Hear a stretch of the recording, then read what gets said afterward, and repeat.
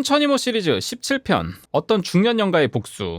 오늘 할 얘기는 영혼의 복수에 관한 얘기야. 지금은 아프셔서 작년 후반기랑 올해는 못하셨지만 아프기 전에 이모는 매년 2차례 해오시던 특별한 굿이 있었어. 무슨 굿이냐면 매년 전반기 후반기로 나누어서 길이를 택하신 후 예전 나 어렸을 때부터 항상 하시던 곳을 찾아 이승을 떠도는 돌볼 후손이 없는 불쌍한 영가들을 위해 자비로 준비하셔서는 천도제를 드려주셨어. 그렇게 떠도는 영을 위한 천도제가 잡히면 그 전 일주일간은 점사도 안 보시고 외출도 안 하시며 외부와 연락도 안 하시고 혹여 부정탈까 조심하시며 기도만 들으시곤 하셨어. 일종의 이모 나름의 재능 기부인 셈이지. 몇 년 전 일이야. 하반기였고 그 해는 9월에 천도제를 했었을 거야. 난 군대 제대 후엔 천도제 기간에 학교 시험이 낀 때만 제외하고는 회사 생활을 하면서도 그땐 꼭 월차를 내서라도 내가 모시고 다녔거든. 나도 뭐라도 도와드리고 싶어서 말이야. 그때도 이모를 모시고 항상 천도제를 지내던 곳으로 갔어. 제상을 차리고는 준비해간 음식들을 차려놓고 이모가 영들을 부르기 시작하셨지. 보통 배고팠던 영들이었기에 천도 하기 전에 항상 배불리 먹이는 것부터 하셨지. 원래 이모가 불쌍한 영들을 위해 천도를 시작하셨을 때만 해도 둘, 셋, 많아야 대여섯이 왔었는데 이모가 같은 자리에서 계속 천도를 해주시니 귀신 사회에도 소문이 났는지 세상 떠돌기도 지쳐 천도되고 싶은 영이 계속 모여들어 내가 어려서 따라다닐 때는 열이 넘고 내가 몇 년 전 갔을 때는 좋기 수십은 되었었지. 천도받길 위해 모여든 영들이다 보니 많이 모였지만 다들 착한 영들이었어. 그날도 그렇게 제밥을 배불리 먹게 한 영들을 이모가 차례차례 천도시키고 계셨어. 그런데 그 영들 중에 유난히 마른 영가가 하나 있었어. 그 영가는 딱 봐도 병들어 돌아가신 거구나 하고 알 수 있는 그런 분이었거든. 그분은 제상에 오셔선 먹는 데만 집중할 뿐 천도를 받을 생각을 안 하시는 거야. 나중엔 그 영가만 남으시고 나머지 분은 다 천도되어 떠나셨어. 그렇게 모두 떠난 후 그 중년 영가도 떠나려고 했거든. 그때까지 가만 보고 있던 이모가 그 영가랑 대화를 시도했어. 난 이모가 그 영가와 대화하는 걸 보고 있었어. 내가 히어링이 좀 약해. 이모는 한참 영가랑 얘기를 하셨어. 아마 천도를 받으라고 설득하시는 것 같았는데 한참을 얘기를 하더니 중년 영가가 이모께 꾸벅 인사를 하고는 떠나더라. 얘기가 잘 안 되었는지 이모는 떠나는 영가의 뒷모습을 바라보시고는 한숨을 푹 쉬는 거야. 난 궁금했지만 그땐 참았어. 괜히 잘 끝낸 천도제에 내가 초칠까봐 말이야. 뒷정리를 하고는 쓰레기를 차에 싣고 내려오는데 이모가 뭔가를 골똘히 생각하시더니 거기서 멀지 않은 어떤 마을을 가자고 하시는 거야. 그리고 마을에 도착하셔서는 그 마을 입구에 있던 슈퍼로 가시더니 음료수랑 몇 가지를 사다 주시고는 먹고 기다리라시더니 다시 슈퍼로 들어가셔서는 한참 슈퍼 아줌마랑 수다를 떠시는 거야. 내가 지루해져 이모한테 그만 가자고 해야 될까를 고민할 때쯤 이모는 슈퍼 아줌마에게 인사를 하고는 나오셨지. 이모를 모시고 오는데 이윽고 이모가 얘기를 꺼내셨어. 아까 본 그 아저씨 영가가 생전에 사셨던 곳이 바로 좀 전에 들렀던 마을이래. 아저씨는 중년에 한참 활동할 나이에 그만 풍을 맞으셨다고 해. 그리고는 말도 못하시고 병석에 몇 년을 누워 계시다 세상을 뜨신 거였는데 병이 걸려 누운 거야. 자기가 운명이라고 받아들이겠지만 아저씨가 병석에 눕고는 부인의 학대가 심했었나봐. 부인은 사람들이 안 볼 때는 아저씨에게 빨리 죽지도 않냐고 하면서 눈에 띄지 않는 부분을 때리기도 하시고 꼬집기도 하면서 학대를 하고 똥오줌 많이 싼다고 밥도 물도 최소량만을 주어 항상 배고픔과 목마름에 허덕이신 거였어. 그리고 학대도 부족해서는 읍내에서 사귄 남자를 집으로 불러들여 남편이 누워있던 옆방에서 동침을 하는 등 온갖 악행을 저질렀고 그때마다 아저씨는 피눈물을 흘리면서 꼭 복수하겠노라고 수만 번을 다짐을 했더래.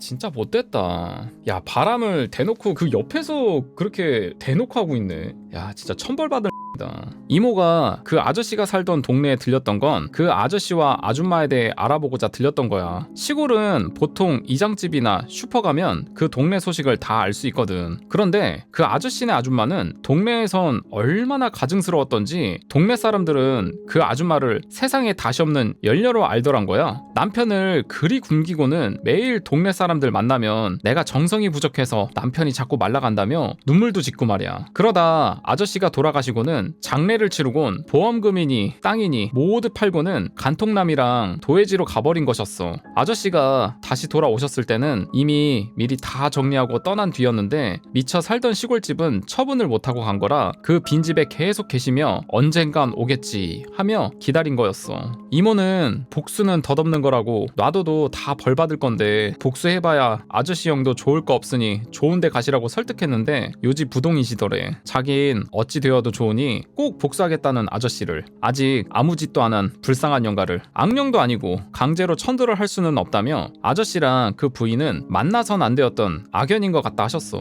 이모는 더 뭐라고 못하시고 떠나시는 아저씨께 봄에도 올 거니까 꼭 오셔서 배불리 드시고 가시라고 했고 아저씨는 고맙다고 인사하고 떠난 거였어. 집에 돌아와서는 처음엔 나도 생각을 했었는데 시간이 지나면서 난 아저씨의 기억을 잊었지만 이모는 아닌 것 같았어. 다음에 봄에 또 천도제를 갔었는데 이모가 누군가를 계속 찾으시더라. 난 그제야 그때 사건을 기억했지. 이모는 그 아저씨 영가를 기다리고 계셨던 거야. 그날 천도제가 다 끝났는데도 이모는 그 아저씨를 계속 기다리셨어. 그리고 집으로 가질 않으시고 그 아저씨가 사셨던 마을로 가자고 하셨어. 난 이모를 모시고 그 마을에 들렀는데 이번에도 그 이모는 그 슈퍼 아주머니랑 한참 얘기를 하시더니 시무룩해지셔서는 나오시더라고. 그리고는 슈퍼 아주머니를 따라 어딘가로 가셨다 오셨어. 이모가 차에 타고 출발한 후 이모가 해주신 말씀이 가히 충격적이었어. 이모가 그 아저씨 영가를 대접해드렸던 그해 겨울에 그 아저씨 부인이 남자랑 한번 집에 왔었더래. 아마 집을 처분하려고 살펴보러 온 것 같다고 하더군. 그리고는 집을 본 후 올라가다가 눈길에 미끄러져 중앙선을 넘어가 맞은편에서 오던 트럭과 정면 충돌하는 바람에 아저씨 전부인과 그 간통남은 그 자리에서 즉사를 하고야 말았다고 해.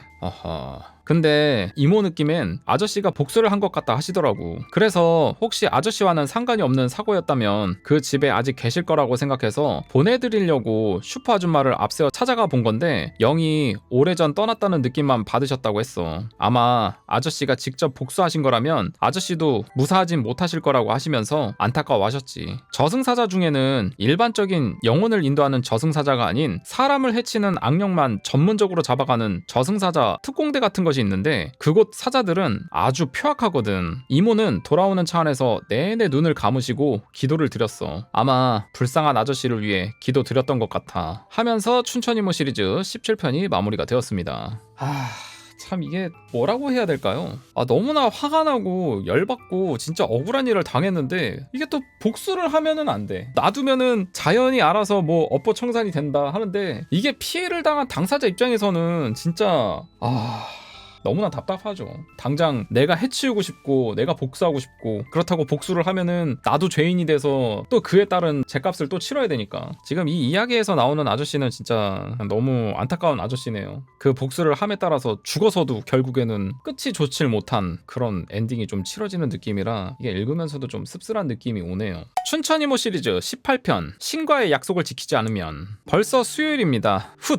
요즘 제 이름 자꾸 불러주시는 분들 때문에 묵을 들어올 때마다 깜짝 놀랍니다. 타 사이트에서 좀만 주목을 받으면 저격하러 달려들던 경험이 있어서요. 유유. 전 믿어달란 말은 안 합니다. 그냥 킬링 타임용으로 봐주시면 만족할 따름입니다. 그리고 부탁이 있는데 안부 쪽지 주시는 거 환영합니다. 아는 척 해주시는 거 너무 고맙습니다. 뭐 상업성이 없는 조언 정도 구하시면 제 아는 범위에서 도움 드릴 수도 있습니다. 솔직히 글 쓰는 재미가 댓글 구경하고 아는 척 해주시는 거 반가워서가 큽니다. 근데 좀 만나자거나 이모 소개시켜달라거나 무당이나 당집 소개시켜달라거나 하는 상업적인 거나 광고겠죠? 저나 제 주변을 노출시킬 수 있는 요구는 들어드릴 수 없습니다. 저도 인터넷 이외엔 제 신상 노출을 극도로 꺼립니다. 갓 서른둥이란 닉도 제가 귀신 얘기할 때만 쓰는 겁니다.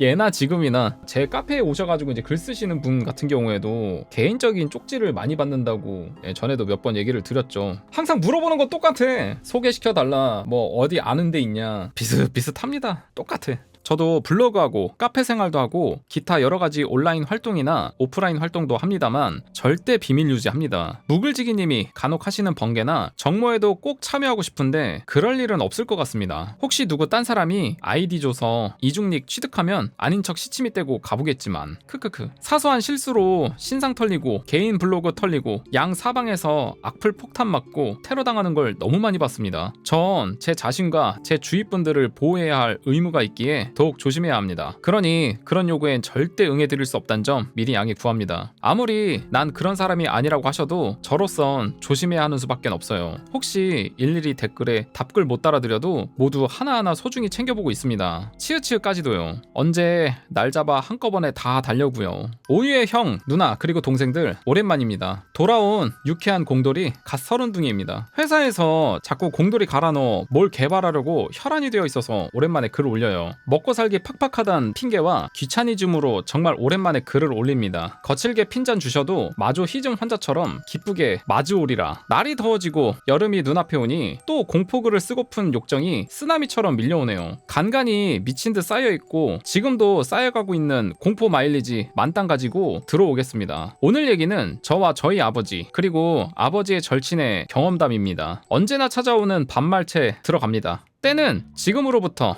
약 5년 전쯤이었어. 아버지의 찹쌀떡 궁합 절친이신 아저씨는 아버지와 중학교 입학 때 처음 만나셨다고 해. 그 뒤 중학교 3년, 고등학교 3년을 줄곧 붙어 다니시고 대학은 서로 다른 대학으로 진학하셨으나 역시 붙어서 4년. 심지어 군대까지도 바로 옆 부대에서 붙어서 복무하시고 연애도 같이, 나이트클럽 헌팅도 함께 하셨던 지금으로 따지면 의리 그 자체이셨던 단짝이지. 그렇게 지내시며 지금까지의 도원결의의 맹세를 지켜가고 계시는 두 분이 오늘의 주인공들이셔. 잘생긴 아저씨와 아름다우신 아주머니 사이엔 슬아의 남매가 있는데 큰 애인 누나는 지금 충남대학교 2학년인가 3학년인가 그래. 남동생은 지금 고등학생. 이 얘기는 남매의 누나인 여자애가 고등학교를 막 입학하였을 때쯤의 일이야. 그 아이는 잘생긴 아저씨와 아름다우신 아주머니의 유전자의 혜택을 못 받고 태어났어. 그렇다고 뭐 입양한 아이거나 막장 드라마에 나오는 뭐 그런 걸로 태어난 아이는 아니고 교묘하게 두 분의 못난 점만 믹스해 놓은. 그래서 나도 자주 만났음에도 불구하고 나름 사춘기라 오빠한테 관심을 가져줌에도 불구하고 훗날을 위해 사전 포석을 깔 수 있었음에도 마음을 모두 비우게 만든. 장점은 공부 잘하고 말 잘 듣고 착하고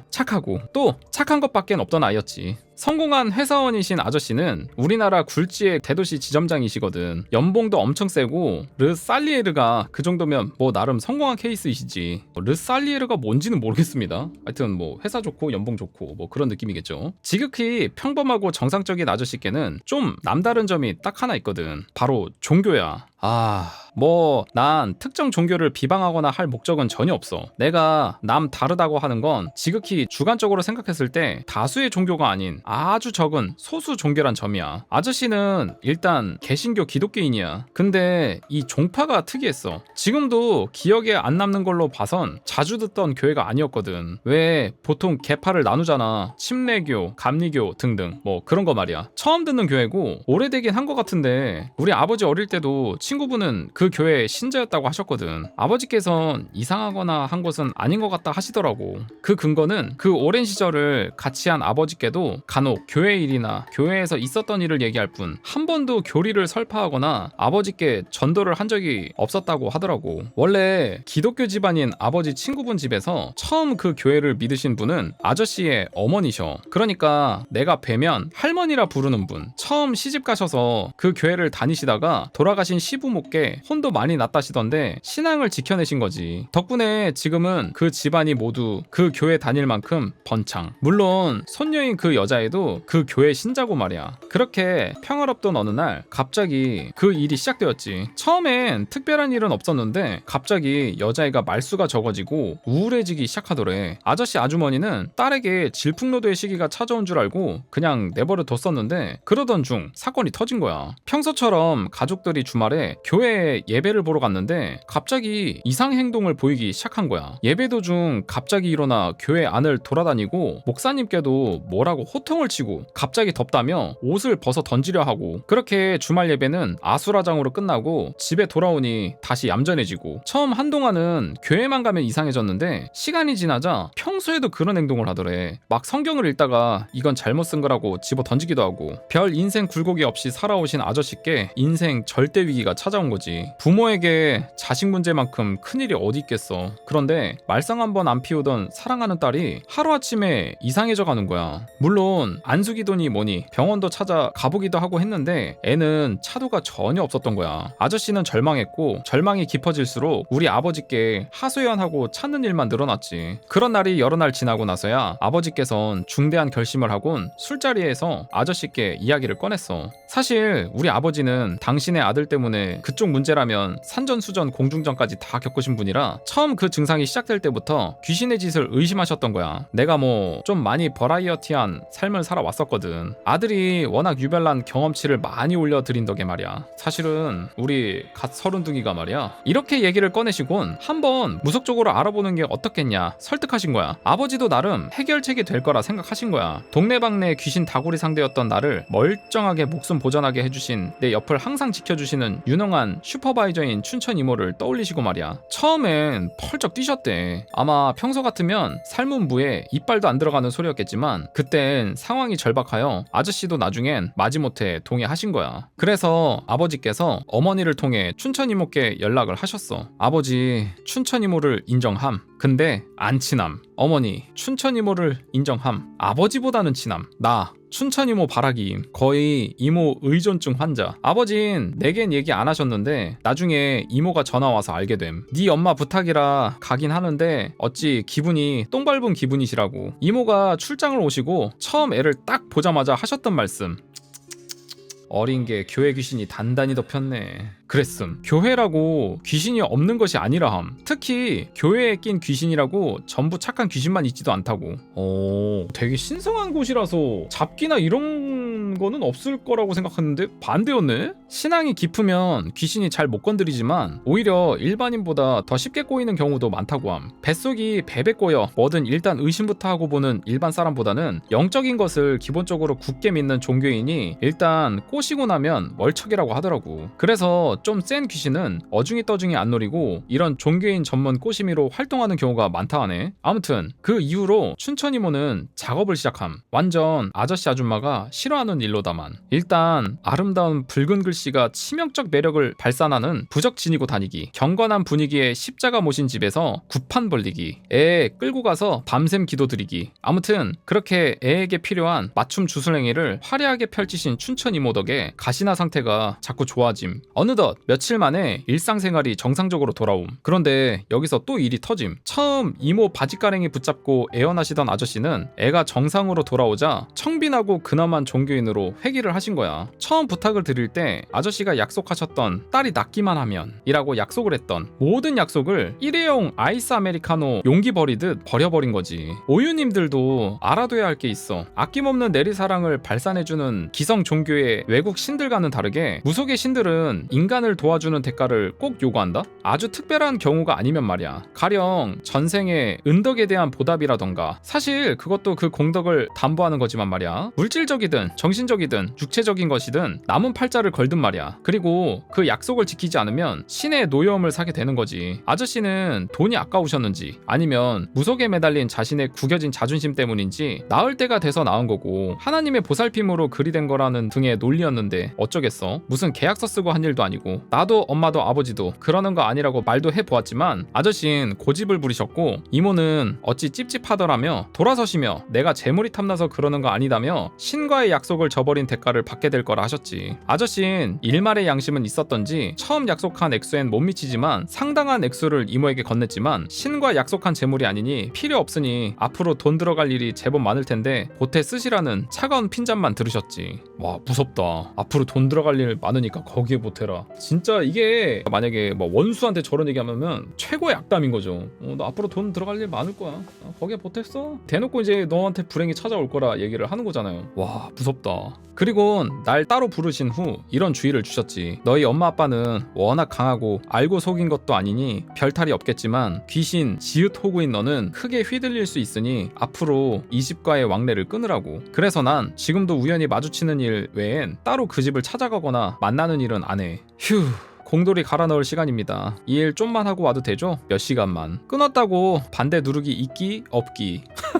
와, 개오랜만이다. 있기 없기. 와, 개오랜만이고. 2부 미안합니다. 취미와 노동을 함께 할 수 없는 것이 월급 생활자의 한계인지라 춘천이모는 내게 그런 주의를 주시고는 뒤도 안 돌아보시고 휘휘 길을 떠나셨지. 물론 기차를 태워드리러 역까지 배웅을 해드렸지만 화가 많이 나셨는지 입을 꾹 다무시고 말씀을 안 하셨고 난 옆에서 좌불안석 눈치만 봤거든. 그러시다 떠나기 전에 한 말씀만 하셨지. 별일이 없어야 할 텐데 심상치 않다 고. 그리고 뭔 일이 있더라도 넌 아는 척도 말고 이 일로 날 찾지 말거라. 인제 내가 할 수 있는 건 아무것도 없다 시며 기차에 오르셨어. 아저씨는 우리 아버지의 핀잔을 들으시면서도 고집을 꺾지 않았고 처음 이모에게, 아니 친령에게 약속했던 대가는 교회의 감사 헌금으로 바쳐지게 되었지. 진짜 교회의 감사원금 환장하겠네. 완전히 재주는 곰이 넘고 돈은 왕서방이 챙긴 꼴이라고 할까? 다행인지 불행인지 그로부터 근 보름은 별일이 없었어. 그리고 언제나처럼 그 집 가족들은 다시 교회에 간 거야. 그날 일이 터지기 시작했어. 기도 도중 애가 정신을 잃고 쓰러지고 말았어. 나도 교회 다니는 사람들에게 듣기로 간혹 교회에서 그 울면서 하는 통성기도? 그걸 할 때 심심찮게 너무 흥분해서 기절하는 사람도 있다던데 그때는 그런 상황이 아니었나 봐. 원래 이모께서 처음 재령을 할 때 나중에라도 다 나은 거라 생각지 말고 한 3개월은 교회에 데려가지 말라고 했는데 그 말조차 어기고는 바로 데려간 거야. 야, 진짜 아버지 존나 빌런이네. 딸을 망치는데 아주 일가견이 있습니다. 급사 간 수술한 사람을 태어나자마자 요양도 안 시키고 바로 술집으로 데려간 거나 뭐가 달라? 아무튼 기절했다가 깨어난 아이는 딴 사람으로 변했다지. 전혀 다른 사람이 된 것처럼 말하고 행동하고 적대감을 드러낸 거야. 그런데 이게 그냥 잡귀신이 든 거랑은 차원이 달라. 원래 진짜 높은 신은 인간이 바로 옆에서 죽어간다고 해도 눈 하나 끔쩍 안 할 만큼 인간의 일엔 관여를 안 한다고 해. 그런데 이모가 모시는 신은 인간 세상에 관여하는 계급의 신 중에 제일 높은 신 중 하나셨고 그 신의 분노는 일반 무당들이 감당할 수준이 아니었어. 처음 다시 애가 그리 되고는 자존심 때문에 아저씨는 이모를 안 찾고 용하다는 무당들을 찾아가고 그러셨나봐. 그런데 뭘 좀 아는 무당은 아주 사색이 되어 처음부터 대문을 걸어 잠그고 집안에 발도 못 들이겠고 뭘 모르는 애송이나 덜 떨어진 얼치기, 그러니까 돈에 눈먼 사기꾼들이 좀 붙긴 했는데 하루 이틀 지나면 받은 돈을 무릎 꿇고 돌려주며 제발 자기 좀 살려달라고 빌고 그랬어. 의뢰를 받았는데 돈을 다시 주면서 제발 살려주세요 이런다고? 와, 진짜 제대로 걸렸다. 상대할 수준이 안 되었던 거지. 몸에도 육체적인 이상이 나타났는데 제일 타격이 컸던 게 목이 타들어가는 증상이었어. 그 일 얼마부터 나타난 증상인데 목이 타들어간다고 호소하는 거야. 갈증에 물을 얼마나 많이 먹는지 한 번에 여자애가 보통 1.8리터인가 2리터인가 하는 PT병 하나를 원샷을 해. 그럼 잠시 갈증이 사라졌다가 다시 그러길 반복. 하루에 10병은 마신 것 같아.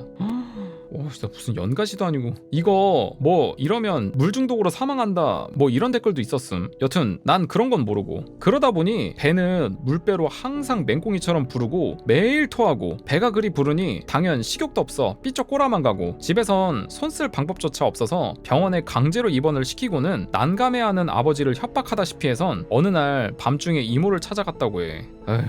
이모는 다 알고 있다는 표정으로 머리를 조아리며 지푸라기라도 잡고 싶어하는 아저씨께 내가 미워서 안 도와주려는 게 아니라며 이모의 힘으론 얻지 못한다고 얘기하셨나봐. 원래 무당의 힘은 자신이 모시는 신의 능력도 중요하다지만 신과 무당과의 싱크로율이 얼마나 뛰어난지에 따라 그 전투력을 드러내는 거거든. 아무리 대단한 신도 뛰어난 그릇인 무당이 없으면 자신의 힘을 다 발휘 못하는 거고 아무리 뛰어난 무당도 모시는 신의 도움이 없으면 그냥 평범한 인간인 거야. 정말 드물게 신의 도움 없이도 일정 수준의 능력을 나타내는 이도 있는데 그건 아주 예외적인 경우라고 해. 그런데 힘을 빌려줘야 할 모시는 신이 빡이 튀어 완전 삐진 상태에서 무당이 할 수 있는 건 없었던 거지. 너무 매달리는 아저씨가 안 되었던지 죄 없는 애가 불쌍했는지 이모는 전국에 도움이 될 만한 무당들을 일러주었고 그때부터 고단한 전국 재령 투어가 시작이 되었어. 이모가 심혈을 기울여 부적을 써주었는데 그건 잠시 강대한 신을 진정시키는 효과밖에 없었고 하고 전국을 돌면서 도움 줄 수 있는 숨은 고수들을 찾아갈 수밖에 없었어. 그 일로 아이는 고등학교를 1년 휴학하고 꾸를 수밖에 없었고 항상 몸이 아파 괴로운 상태로 지냈어. 아주머니가 애랑 돌아다니는 동안 아저씨는 호랩이 아닌 호랩이 생활을 해야만 했고 들어간 돈만도 고급 아파트 2채 값이 넘어. 애는 평생 잊지 못할 끔찍한 고통과 죽어야 잊혀질 트라우마를 간직하고 살게 되었고 다 완쾌된 지금도 몸이 좀만 불편하거나 스트레스 받으면 바로 몸에 이상이 와서 아저씨랑 아줌마는 공부도 못하게 하셔. 그러니 혹시 공개를 사랑하는 오유인 여러분, 혹시라도 신과 거래할 일이 생기면 절대 지키지 못할 약속은 하지 마세요. 알지? 마지막 여담으로 여자애는 전국을 찾아다니다가 마지막으로 들린 제주도에서 신의 진노에서 벗어났어. 나도 그때 처음 한 얘긴데 우리나라에서 무속의 힘이 가장 센 곳 중 한 곳이 제주도라고 하더라고. 국가대표급 안 알려진 숨은 고수들도 제일 많고 실력도 제일 좋은 편이래. 바다는 항상 죽음과도 맞닿은 곳이라 치열할 수밖에 없었고 효과도 즉각적이고 실력들도 최고급이 많으시다고. 그래서 생긴 의문은 소개시켜준 이모가 그걸 몰랐을까? 처음부터 알려주셔도 되었을 텐데. 별 내용 없는 얘기 기다려주셔서 감사합니다. 언젠진 약속 못 드리겠고 다음 얘긴 귀신이랑 추격전 붙은 얘기 해드릴게요. 혼숨 이딴 거랑은 스케일이 틀린 눈 마주친 동네 날건달 지방령이랑 동네에서 쫓고 쫓기는 숨막힐 뻔한 런닝맨 수준 추격전이요. 올 초에 겪은 따끈한 얘기입니다. 하면서 춘천이모 시리즈 18편이 마무리가 되었습니다.